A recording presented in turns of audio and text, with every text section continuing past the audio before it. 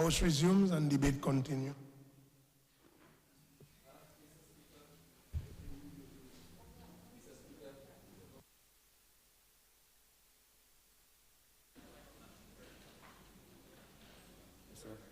Mr. Speaker, I rise to wind up the debate on this measure before this honorable House, Mr. Speaker. And first of all, I would like to thank my colleagues on this side of the House who aptly and quite competently, Mr. Speaker, defended the government's position and decision to pursue this credit facility, Mr. Speaker, the COVID-19 pandemic response and recovery facility.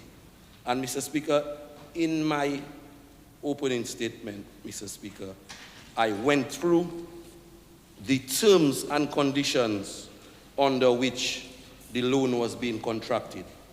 And Mr. Speaker, that is the best you can get anywhere right now, not only in the Caribbean, but in the world, Mr. Speaker. 0.75%. Commitment charge of 0.5% per annum, Mr. Speaker. 60 semi-annual installments, and the grace period, Mr. Speaker, the grace period is 10 years. You have grace period on those repayments before they even start.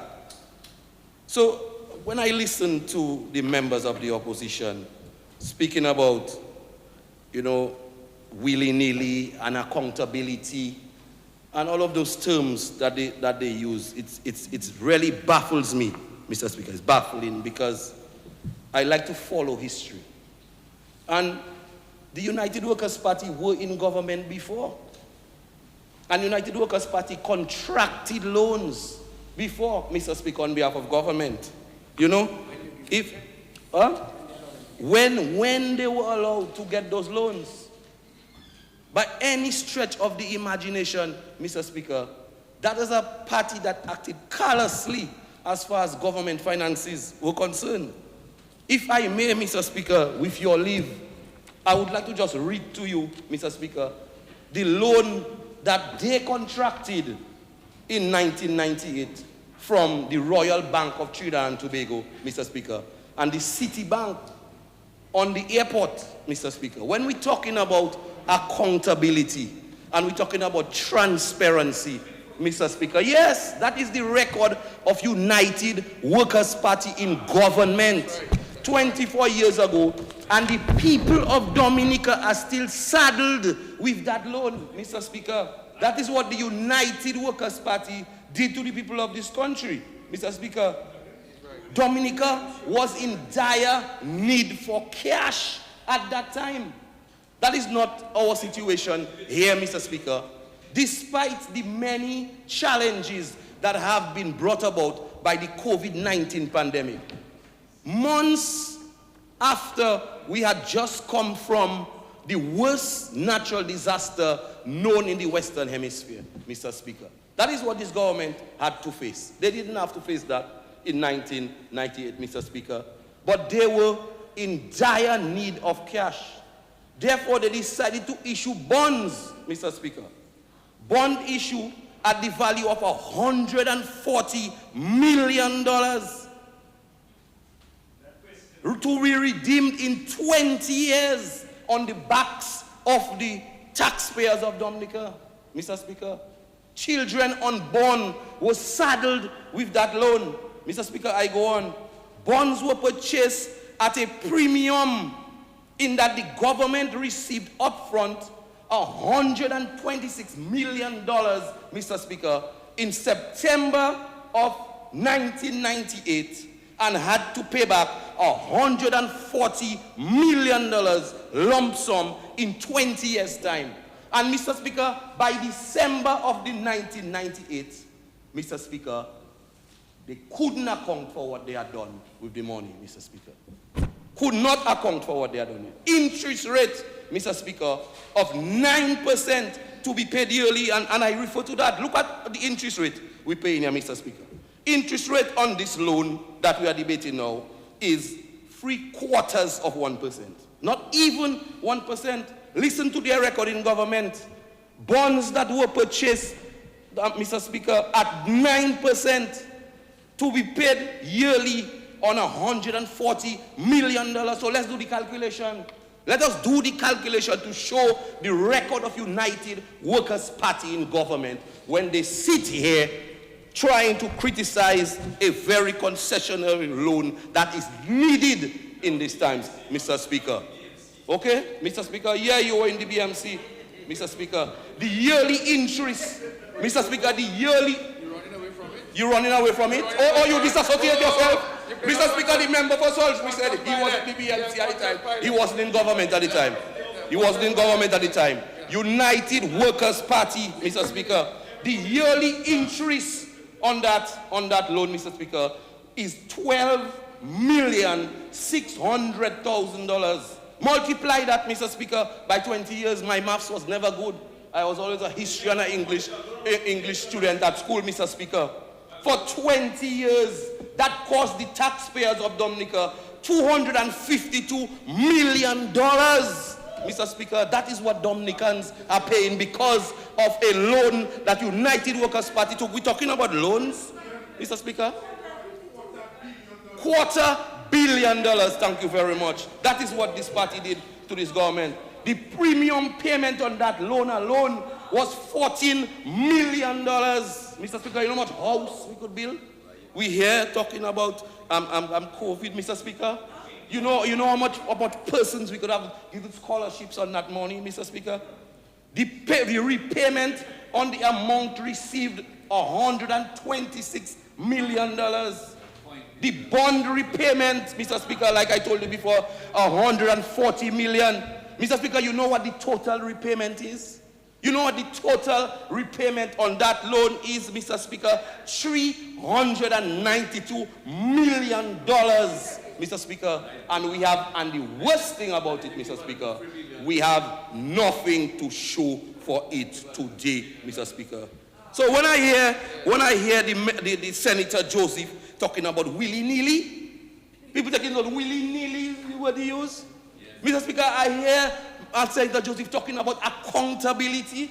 Mr. Speaker, the Prime Minister made a statement on Domlec, Mr. Speaker, this morning.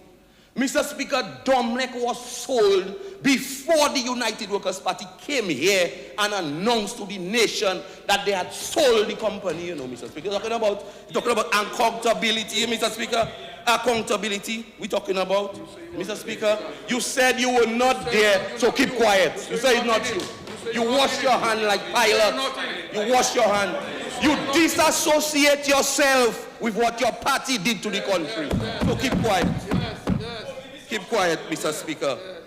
Keep quiet, Mr. Speaker. That is the record of the United Workers' Party in government, Mr. Speaker.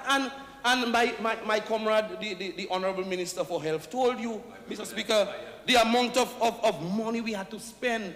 Mr. Speaker, from day one, this government under the Prime Minister came to the public and we had a COVID-19 symposium at the Goodwill Parish Hall because we recognized the threat to our country, both economically and socially, and the threat to human life. So we brought the country together, Mr. Speaker.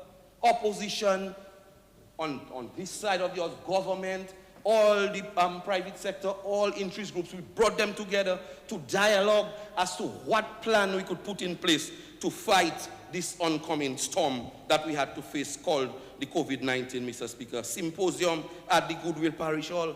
And we heard the pronouncements. We heard the pronouncements of the leader of the opposition. The leader of the opposition cried doom and gloom before the pandemic even hit, Mr. Speaker. But we remained calm, collective, Mr. Speaker, with a calm head and focus because we had gone through challenges before. And the Bible says, if God before you, no man can be against you, Mr. Speaker. That is what the Bible says, and that is what we believe in. And that is what we practice, Mr. Speaker. And that is what we practice. They're talking about we ridiculing you. We're not ridiculing you. By your record, you have ridiculed yourselves. We are spending wisely for the people of Dominica. Mr. Speaker, I have always learned, Mr. Speaker, that wanton waste brings woeful want, Mr. Speaker. And that categorizes the United Workers' Party, Mr. Speaker. That category, and that is why we are prudent, you know. That is why we are prudent, and we are slow to spend the people's money, because we know, Mr. Speaker, and that's why we created later down in the debate, we'll come with another facility that we are creating, Mr. Speaker, so we can put something aside for wet days. Because this is what this government is about, the prudent management of state finances, Mr. Speaker. That is what we have always been about, Mr. Speaker. And look at it. What is brilliant is that we have not sacrificed not one social program to contract this loan, Mr. Speaker. Not one social program. So the Yes We Care is still on, Mr. Speaker. The 70 and over non-pension grant is still on. Everybody employed under the NEP is still at work. Not one public servant has been sent home, Mr. Speaker. That is prudent management of government finance. And that is why the international financial institutions have confidence in us, Mr. Speaker, because we have not missed any of our commitments in spite of our challenges. Not one monthly commitment of any one of those financial institutions have been missed. And what more transparency you want? In an introductory statement, I mean, some of us have been in this house for a long time. In an introductory statement, you cannot put everything, list everything down. That is what the budget estimates are for at the end of the budgetary year. You have it, you get it, Mr. Speaker. You have your estimates that you can go home and you can study, and the details of all of government finances are outlined therein, Mr. Speaker. Including source of funds, what you have done with these funds, how you have spent it. Everything is laid out right there, Mr. Speaker. So when we get to that point, you will have all of the details. That is not the point of the introductory statement.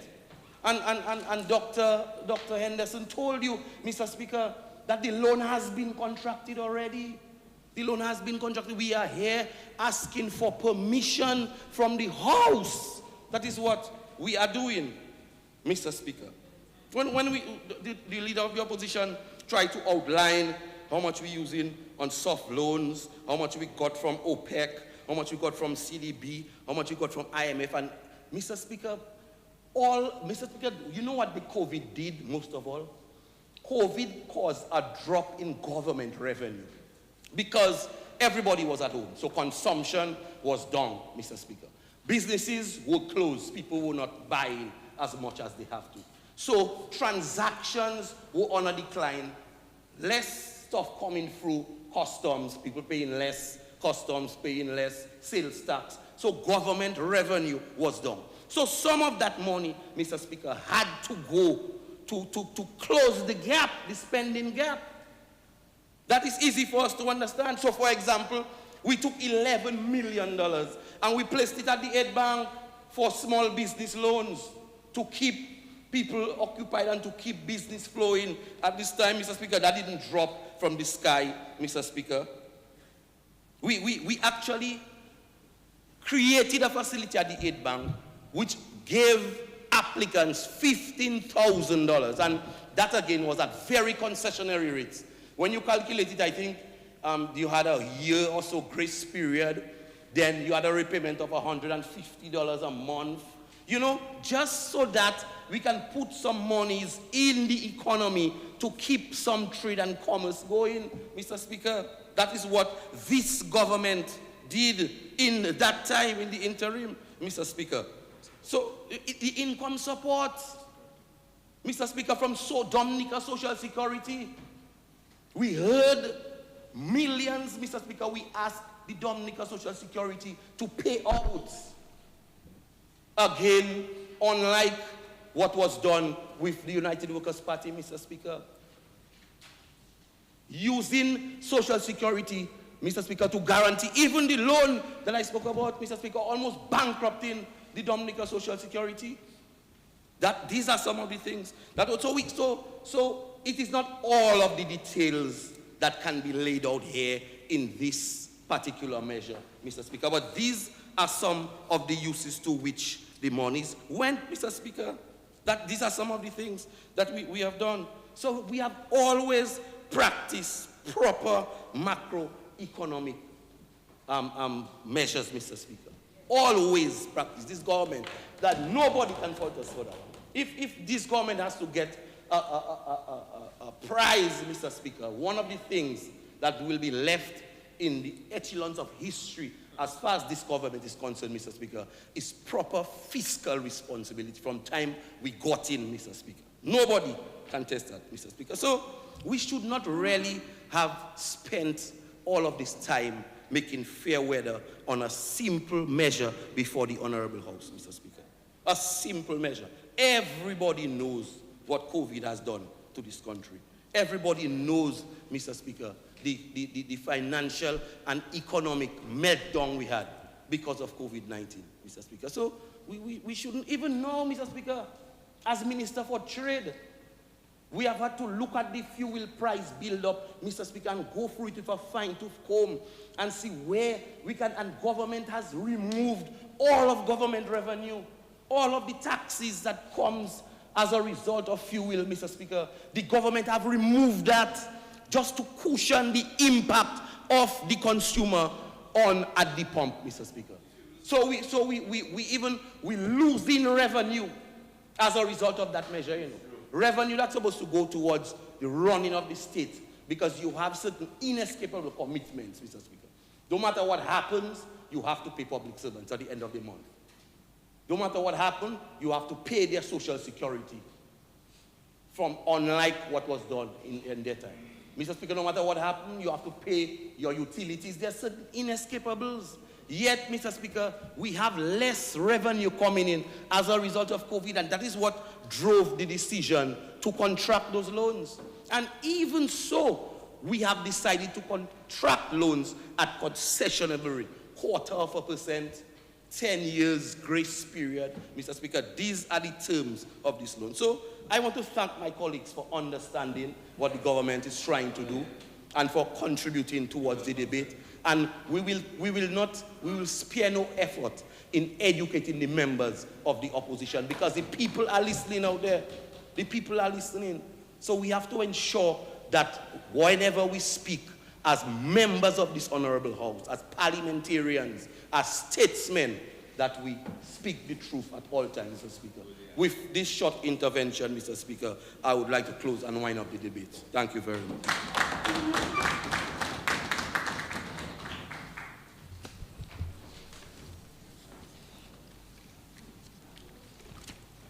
This concludes the debate on the motion. This debate was very interesting. I just wanted to just point out something. This was a resolution, but in this resolution, there's far-reaching implication, and therefore, I allowed all members the liberty to really discuss the matter and debate the matter. And I'm saying that because it reads, to support Dominica in its COVID-19 pandemic response and recovery by 1, saving lives, protecting livelihoods, and preserving jobs. That's 1. So right there and then, it's almost like a budget debate. You have a lot of liberty. Then number 2, strengthening fiscal policies, public financial management, debt transparency, for a climate resilient recovery. Again, because we are the strengthening of fiscal policy, again you could see members could really debate with breadth and also touch on major issues that would have impacted government policy. And therefore, as I said, this concludes the debate on the motion, and I will now put the question.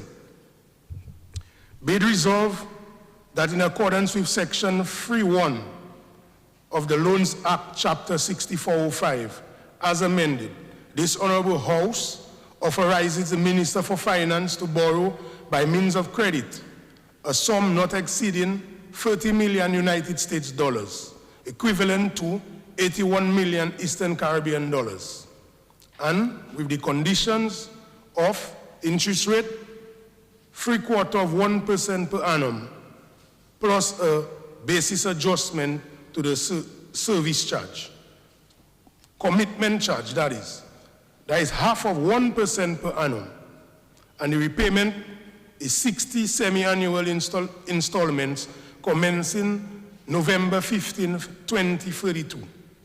Grace period, 10 years. Those in favor? Aye. Those against?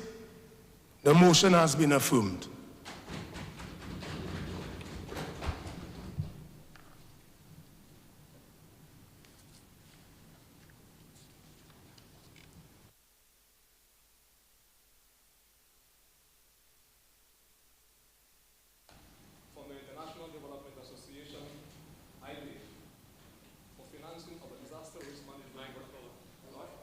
You may.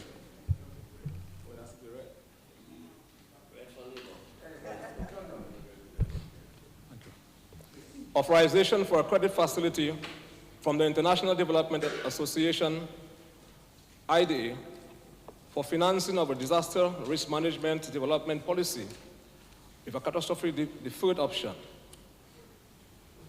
Mr. Speaker, by virtue of Section 3 of the Loans Act, Chapter 6405, as amended, the House of Assembly may by resolution duly pass authorize the minister responsible for finance to borrow money from approved sources or guarantee loans to statutory boards or public corporation for the purpose of financing general development purposes in any foreign currency or currencies. Whereas, Mr. Speaker, government intends to enter into an agreement with the International Development Association for a loan to finance a disaster risk management policy with a catastrophe deferred option in the amounts of $20 million US, equivalent to 54 million Eastern Caribbean currency,